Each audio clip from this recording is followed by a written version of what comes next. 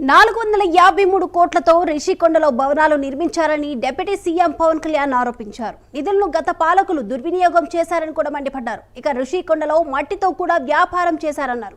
రిషికొండ భవనాలతో ఆదాయం ఎలా వస్తుందో ఆలోచిస్తున్నామన్నారు పవన్ కళ్యాణ్. ప్రభుత్వానికి జనసేన తరపున ప్రతిపాదనలు పంపుతామని సీఎం చంద్రబాబుతో చర్చించి రిషికొండ భవనాలపై నిర్ణయం తీసుకుంటామన్నారు పవన్ కళ్యాణ్.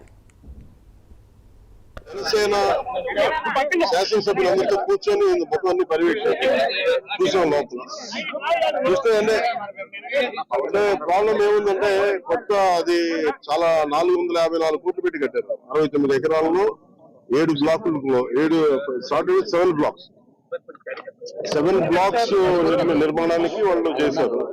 అది కూడా ఏం చేశారంటే ఎక్స్టెన్షన్ ఆఫ్ ఎగ్జిస్టింగ్ రిసార్ట్ కింద చెప్పారు. వాళ్ళు గవర్నమెంట్ జీవోలో ఏముందంటే redevelopment of existence resort. That's how they have raised the bill. దాంట్లో 2 బ్లాకులే పెట్టారు. ఫస్ట్ వాళ్ళు పెట్టింది ఏంటంటే 7 బ్లాక్స్ లో బడ్జెట్ ఒకదానికి 90 పైన, ఇంకో దానికి 70 పైన, 2 ఫేజెస్ లో ఇంతే. వాళ్ళు స్టార్ట్ చేసినప్పుడు 164 కోట్ల రూపాయలు 164 కోట్ల రూపాయలతోటి 7 బ్లాక్స్ ప్లాన్ చేశారు. కట్టేటప్పటికి అది 7 బ్లాక్స్ కి పూర్తి చేయాలి. 4 బ్లాకులు కట్టి మనం చూస్తే 4 బ్లాక్ అంటే బిల్డింగ్ కాదు. Residential block is 1, CMO office is 1. ఇవన్నీ కూర్చొని అలాగా వాళ్ళు 7 బ్లాకులు ప్లాన్ చేసుకుంటే 4 బ్లాకులే కట్టారు. 7 బ్లాకులకి వాళ్ళు ప్లాన్ చేసినప్పుడు 92 కోట్లు ఫస్ట్ ఫేజ్, రెండో ఫేజ్ 53 కోట్లు. సో రెండో కొంచెం అటు ఇటుగా పెడితే 160 కోట్ల పై చిల్లుకు వాళ్ళ ఒరిజినల్ ప్లాన్. అది ఏదైనా సరే ఇంకో చోట పైకి వెళ్ళిందంటే ఒక 2 ఇంతలు అవుతుంది. కానీ ఇది 454 కోట్లు అయితే not even for the entire 7 blocks. It is only 4 blocks. 4 బ్లాకులకే 454 కోట్లు అయింది. ఒరిజినల్ ప్లాన్ 92 కోట్లు ఫస్ట్ ఫేజ్, సెకండ్ ఫేజ్. దీనికి లోపలికి వెళ్ళి చూసి నేను వచ్చినప్పటి నుంచి కూడా మమ్మల్ని గత కాలం రానివ్వలేదు. ఇప్పుడు ఏమైపోయింది, ఒక డ్యామేజ్ జరిగిపోయింది. రిషికొండ ఒకప్పుడు ఇక్కడ రిసార్ట్స్ ఉన్నప్పుడు టూరిజం మన శాఖకి ఆదాయం 7 కోట్లు ఉంది.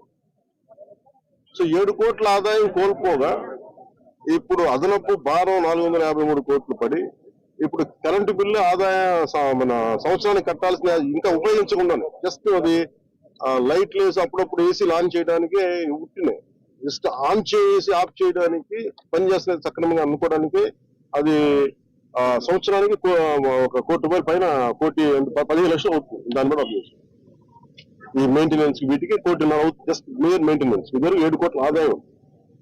మేము అన్ని చూసిన తర్వాత లోపల వెళ్ళి పర్యవేక్షిస్తే ఇప్పుడు దాకా వాళ్ళు డ్యామేజ్ చేశారు.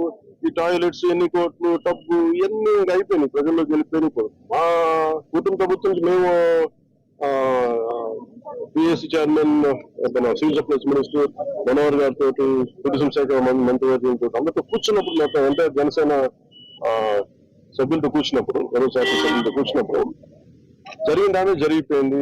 తొలచాల్సిన కొండ తొలిచేశారు, పాడు చేశారు. ఓకే, ఇవన్నిటిని మించి ఇప్పుడు మన ముందు దీన్ని how well we can utilize 400 ఏం చెప్పి ఎలా పెట్టాలి. చాలా సార్లు అనేక మార్లు మేము కేబినెట్ మీటింగ్ చర్చించాం. ముఖ్యమంత్రి గారు కూడా దీని మీద ఎలా చేయాలనేది ఆయన అందరూ అడుగుతూ ఉన్నారు. సో మేము ఈ పర్యటన తాలూకు ముఖ్య ఉద్దేశం ఏంటంటే,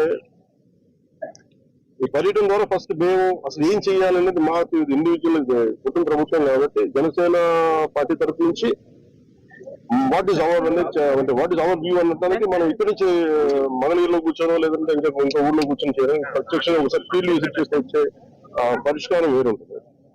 సో లోపలికి వెళ్ళి కూర్చొని మేము చూస్తున్నప్పుడు పెచ్చులు ఊడిపోతా ఉన్నాయి.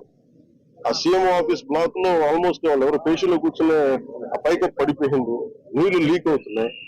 ఇది 2 చేయాలి. ఒకటి, బిల్డింగ్స్ అన్ని సేఫ్టీ ఆడిట్ జరగాలి, అదొక చర్చించాం. 2, అసలు దీని ఎట్లాగా సేఫ్టీ ఆడిట్ జరిగిందంటే ఎట్లా దీని ఆదాయ మార్గాలు పెంచాలి.